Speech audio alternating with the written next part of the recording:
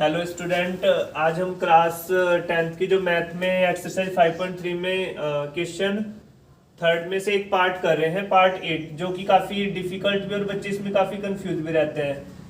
तो इसमें क्या है, हमारे पास एक तो an की वैल्यू हमारे पास है, an यानी कि वैल्यू क्या है इसकी 4, और एक sn की वैल्यू है -14, और d हमें पता है, d जो कि हमारे पास रहता है डिफरेंस, जिसे हम बोलते हैं सारवंतर।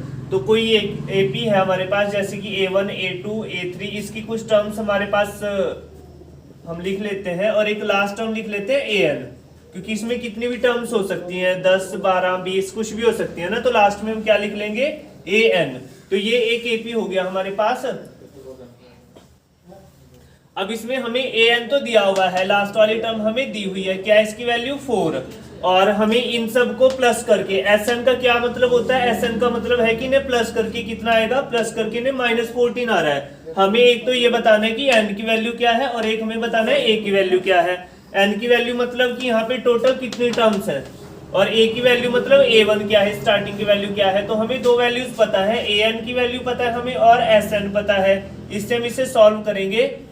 Sn के दो फॉर्मूले होते हैं, इस चैप्टर में हमारे पास 3 फॉर्मूले हैं, an का एक फॉर्मूला है और Sn के 2 फॉर्मूले। Sn का हम जो छोटे वाला फॉर्मूला है वो यूज करेंगे यहाँ पर, क्योंकि हमें लास्ट टर्म दी हुई है, an हमारे पास ऑलरेडी है, इसे लास्ट टर्म बोलते हैं हम।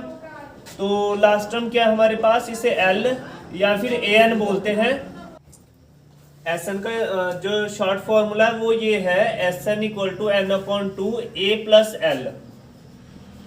हमें यहाँ पे दो वैल्यूज पता है, Sn और an, तो हम दोनों के फॉर्मूले यूज करके हम n और a की वैल्यू फाइंड कर पाएंगे। हमने इसका जो शॉर्ट फॉर्मूला क्यों यूज किया, क्योंकि हमें l पता है, लास्ट टर्म हमें पता है, लास्ट टर्म क्या है इसमें 4। तो Sn का फॉर्मूला लगाया हमने। Sn की वैल्यू तो हमें ऑलरेडी पता है, Sn की वैल्यू क्या है -14, जो इन टर्म्स का सम है, मतलब इन्हें सबको जोड़ के कितना आएगा वो हमें पहले ही बता दिया इन्होंने, हमारे पास आएगा 14। n की वैल्यू हमें नहीं पता, n की जगह n ही रखेंगे, और उसके बाद a भी हमें फाइंड करना है, लेकिन l हमें पता है, l है लास्ट टर्म, कितना है l 4। तो ये हमारे पास बन गई एक इक्वेशन। 2 को हम यहाँ से इधर ला सकते हैं, 2 इधर डिवाइड में, इधर मल्टीप्लाई में हो जाएगा, और ये 2 इधर ले आए हम। इसके बाद a की वैल्यू हमें नहीं पता, a + 4, ये हो गया -28 = n a + 4।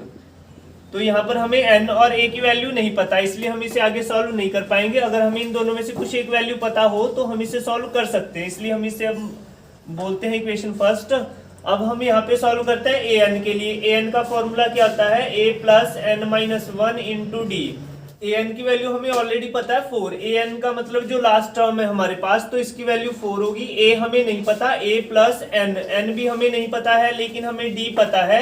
d क्या होता है इन दोनों में डिफरेंस। d कैसे फाइंड करते हैं, अगर नहीं पता हो तो इसमें से इसे माइनस कर सकते हैं, लेकिन हमें d क्वेश्चन में दिया हुआ है, d की वैल्यू क्या है 2, तो ये हमने यहाँ पे पुट कर लिया। अब इसे सॉल्व करेंगे तो ये हो जाएगा, a + 2 से मल्टीप्लाई करेंगे हम, n में करेंगे 2n हो जाएगा, फिर 2 की मल्टीप्लाई 1 में करेंगे तो -2 आ जाएगा हमारे पास, और -2 इधर आएगा, ये हो जाएगा +2, a + 2n, ये हो जाएगा 6 = a + 2n। अब इस इक्वेशन में भी हमें a और n दोनों की वैल्यूज नहीं पता, हम इन दोनों को कंपेयर कर लेते हैं आपस में। तो यहाँ से हम a की वैल्यू फाइंड करेंगे, तो a की वैल्यू हम क्या कर सकते हैं, 2n प्लस है, इधर ले आएंगे से माइनस हो जाएगा, तो a की वैल्यू हो जाएगी हमारे पास 6 - 2n। a की हम ये वाली वैल्यू पुट करते हैं इक्वेशन फर्स्ट में। तो इक्वेशन फर्स्ट क्या है, इक्वेशन फर्स्ट को यहाँ पर लिख लेते हैं हम पहले। इक्वेशन फर्स्ट है हमारे पास -28 + n a + 4, sorry -28 = n a + 4। अब यहाँ पर हम a की ये वाली वैल्यू रखते हैं, तो a की वैल्यू क्या है इसमें 6 - 2n, a की वैल्यू क्या है 6 - 2n + 4, तो ये -28 और ये n, इसे हम 6 और 4 को ऐड कर लेंगे, हो जाएगा 10 - 2n। 2n को हम इसके साथ नहीं सॉल्व कर सकते, अब n की हम मल्टीप्लाई कर देंगे, तो n की जब मल्टीप्लाई करेंगे 10 के साथ 10n हो जाएगा, और n की मल्टीप्लाई जब 2n के साथ करेंगे तो ये पावर ऐड हो जाएंगी, तो ये हो जाएगा 2n²। n की मल्टीप्लाई 10 के साथ की 10n, और n की मल्टीप्लाई 2n के साथ होगी तो 2n²।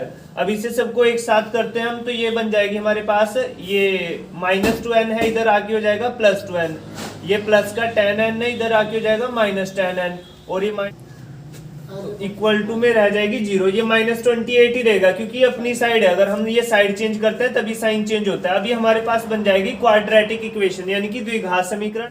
तो ये हमारे पास इक्वेशन बन गई है द्विघात समीकरण, जिसे हम बोलते हैं क्वाड्रेटिक इक्वेशन, है ना। तो यहाँ पर हम इसे कंपेयर करते हैं इस ax² bx और c से। तो a की वैल्यू क्या हो जाएगी हमारे पास 2 और b की वैल्यू क्या हो जाएगी -10 और c की वैल्यू क्या हो जाएगी -28। ये जो इक्वेशन सॉल्व करने के लिए आती है वो हमारे पास 4th चैप्टर में आती है। तो इसके लिए हमारे पास होता है क्वाड्रेटिक फॉर्मूला, जिसे हम बोलते हैं द्विघाती सूत्र। उससे हम कैसे वैल्यू निकाल सकते हैं, हमें n की वैल्यू चाहिए। तो यहाँ पर n इक्वल टू होता है -b ± √b² -4ac upon 2a। इसमें a b c की वैल्यू रखेंगे तो -b, ये माइनस तो फॉर्मूले वाला हो गया, और b की वैल्यू ऑलरेडी माइनस में है तो -10 रख देंगे यहाँ पर हम, प्लस माइनस रूट, फिर b² है, b की वैल्यू -10 का स्क्वायर कर लेंगे, फिर -4 इंटू a की वैल्यू 2 और c की वैल्यू क्या है -28 अपॉन में क्या हो जाएगा 2a, 2 इंटू a की वैल्यू क्या है 2 और इसकी वैल्यू आ जाएगी यहाँ पर +10 और प्लस माइनस रूट 10 का स्क्वायर करेंगे 100 और ये मल्टीप्लाई करेंगे तो माइनस माइनस प्लस, 4 2 जा 8, 8 8 जा 64 और 8 2 जा 16 और 6 हो जाएगा हमारे पास 222 अपॉन में हो जाएगा 4। तो n की वैल्यू हो जाएगी 10 प्लस माइनस रूट हो जाएगा ये 324 अपॉन में 4 आ जाएगा। तो n इक्वल टू हो जाएगा हमारे पास 10। इससे पहले हम स्क्वायर रूट से बाहर करेंगे। स्क्वायर रूट से बाहर कैसे करते हैं, इसके फैक्टर करके। पहले हम इसके फैक्टर कर लेते हैं, 2 से डिवाइड करेंगे, 2 1 जा 2, 2 6 जा 12, 2 2 जा 4 और फिर इसे 2 से डिवाइड करेंगे हम, 2 8 जा 16, 2 1 जा 2, फिर ये 3 से डिवाइड हो जाएगा, फिर 3 से डिवाइड हो जाएगा। तो ये इसके फैक्टर हो गए हैं। अब इसे स्क्वायर रूट से कैसे बाहर करेंगे, इसके डबल 2 के पेयर बनाएंगे हम और एक एक नंबर उठा लेते हैं। तो ये n की वैल्यू आ जाएगी हमारे पास 10 और प्लस माइनस इसका स्क्वायर रूट होगा 2 3 जा 6, 3 जा 18 अपॉन में है 4। अब हम इसे कैसे सॉल्व करते हैं, यहाँ पर 2 वैल्यूज आएंगी, यानी कि एक बार प्लस का यूज करेंगे साइन और एक बार माइनस यूज करेंगे। तो जब हम प्लस का साइन यूज करेंगे और जब माइनस का करेंगे तो प्लस के लिए हो जाएगा 10 प्लस 18 अपॉन 4 और माइनस के लिए हो जाएगा 10 माइनस 18 अपॉन 4। तो यहाँ पर n की वैल्यू आ जाएंगी हमारे पास 28 अपॉन 4 और यहाँ पर n की वैल्यू आ जाएगी हमारे पास -8 अपॉन 4। तो इधर डिवाइड करेंगे 7 और इधर डिवाइड करेंगे -2। तो n की 2 वैल्यूज आ गई हमारे पास, एक आ गई है 7 और एक आई है -2। अब हमें पता है कि n की वैल्यू माइनस में और फ्रैक्शन में नहीं हो सकती, मतलब बटे में नहीं हो सकती और माइनस में नहीं हो सकती है। तो इसलिए ये वाली वैल्यू तो इनवैलिड है, ये वाली वैल्यू वैलिड है। तो n की वैल्यू क्या है 7 है। तो यहाँ पर n की वैल्यू हमें फाइंड हो चुकी है, n की वैल्यू है 7। तो n की वैल्यू हम कौन सी रखेंगे, n की वैल्यू रखेंगे 7। अब हमें चाहिए a की वैल्यू। तो हमारे पास 2 इक्वेशन है, ये एक तो समीकरण 1 और एक है समीकरण 2। इनमें से किसी एक में भी हम n की वैल्यू पुट करेंगे तो a की वैल्यू आ जाएगी हमारे पास। तो हम इसमें समीकरण 2 में पुट करते हैं, n की वैल्यू समीकरण 2 में रखेंगे। तो समीकरण 2 लिख लेते हैं पहले। इक्वेशन सेकंड क्या है, 6 - 2n = a। यहाँ पर हम n की वैल्यू रखेंगे, n की वैल्यू क्या है 7। तो n की वैल्यू हमें क्या रखनी है 7। यहाँ पे कोई साइन नहीं है तो मल्टीप्लाई करेंगे और यहाँ से हम करेंगे 6 - 14 = a। तो यहाँ पे आ जाएगी a की वैल्यू -8। तो इस तरह से हम a की और n की वैल्यू फाइंड कर सकते हैं ना। तो a की वैल्यू क्या आ गई -8 और n की वैल्यू क्या आ गई है 7।